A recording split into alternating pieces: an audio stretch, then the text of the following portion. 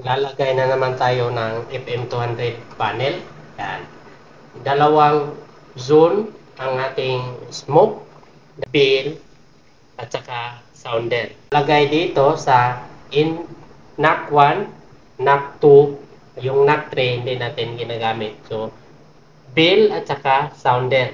Yan ang in-install natin.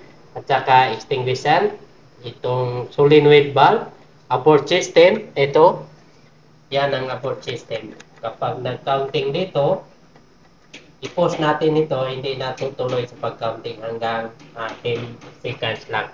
So, ngayon, hindi pa natin pwedeng paganahin ito kasi hindi pa tapos ang connection. Tapos ng device, pero yung solenoid valve hindi pa natin nailagay. So, ngayon,